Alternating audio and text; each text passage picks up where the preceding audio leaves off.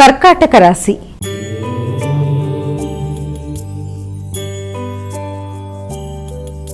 అమ్మ, కర్కాటక రాశి వారికి ఎలా ఉంది ఈరోజు? కర్కాటక రాశి వాళ్ళ విషయాన్ని తీసుకున్నట్లయితే కర్కాటక రాశి వాళ్ళకి వృత్తిపరమైన విషయాల మీద శ్రద్ధ వహిస్తారు. సమయానికి పనిని సంపూర్ణంగా పూర్తి చేయడానికి ఒక ప్రణాళిక వేసుకొని అనుకున్న పని అనుకున్న సమయంలో పూర్తి చేయడానికి అన్ని విధాలా ప్రయత్నం చేస్తారు. అలాగే ఒక పక్కన సంతానం, ఒక పక్కన వృత్తి, రెండింటి మీద మీరు దృష్టిని కేటాయించుకోవడం. సంతానం అభివృద్ధి అనుకూలంగా ఉంటుంది. వృత్తిపరంగా మీకు కూడా నూతన అవకాశాలు, నూతన నిర్ణయాలకు అవకాశం ఉంది. సంతానం అభివృద్ధి దిశగా ముందుకు వెళ్ళడానికి అన్ని విధాల అనుకూలమైన సమయంగా ఉంది. సంతాన వర్గంతో కానీ కుటుంబ సభ్యులతో కానీ మీకు మాట పట్టింపులు, అభిప్రాయ భేదాలు రాకుండా మాట్లాడేటప్పుడు ఆచితూచి వ్యవహరిస్తూ ముందుకు వెళ్ళి మంచి ఫలితాలు సాధించడానికి విశేషంగా కృషి చేయాలి. సింహరాశి.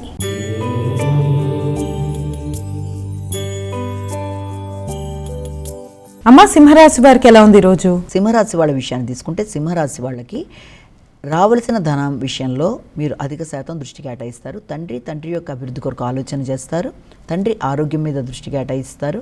అలాగే ఉన్నత విద్య కొరకు దూర ప్రదేశాల్లో చేసే ప్రయత్నాలకి సంబంధించిన ధనం ఖర్చు అవ్వడం, అంటే ఏదైనా విదేశీ ప్రయత్నాల కొరకు చేసే ప్రయత్నాలు, దానికి సంబంధించిన కన్సల్టెన్సీ మొదలైన వాళ్ళని కలవడానికి చేసే ప్రయత్నాలు మొదలైన వాటికి అవకాశం ఉన్నప్పటికీ అది చాలా వరకు మీకు అనుకూలమైన పరిస్థితులకే అవకాశం ఉందంటే ఆర్థిక సంబంధమైన విషయాలు, కమ్యూనికేషన్, వ్యక్తుల సహకారం, స్నేహితుల సహకారం, ముఖ్యుల యొక్క ఆదరణ, తల్లిదండ్రుల బంధువుల యొక్క సహకారం మొదలైనవన్నీ కూడా చాలా వరకు అనుకూలంగా ఉంటాయి.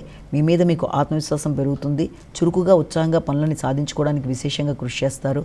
అనుకున్న సమయంలో అనుకున్న పనులు సాధించడానికి విశేషంగా కృషి చేయడానికి అవకాశం ఉన్న సమయంగా మనం భావించవచ్చు. కన్యా రాశి.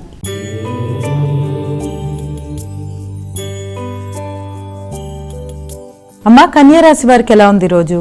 కన్యారాశి వాళ్ళకి ముఖ్యమైన అంశాలలో, అంటే ఆరోగ్య సంబంధమైన విషయాలు కావచ్చు, ముఖ్యమైన ఆలోచనలకు సంబంధించిన విషయాల మీద ఎక్కువ శాతం దృష్టి కేటాయిస్తారు. మానసిక ప్రశాంతత కొంతవరకు తక్కువగా ఉంటుంది. మానసిక అలజడిని అధిగమించాలి. ఉద్వేగాలను అధిగమిస్తూ ముందుకు వెళ్ళాలి. ఎమోషన్స్ని కంట్రోల్ చేసుకోకపోవడం వల్ల కొంత ఎక్కువ ఉద్వేగాలు పెరిగే అవకాశం ఉంటుంది కనుక ఆ విషయంలో తగిన జాగ్రత్తలు తీసుకోవాలి.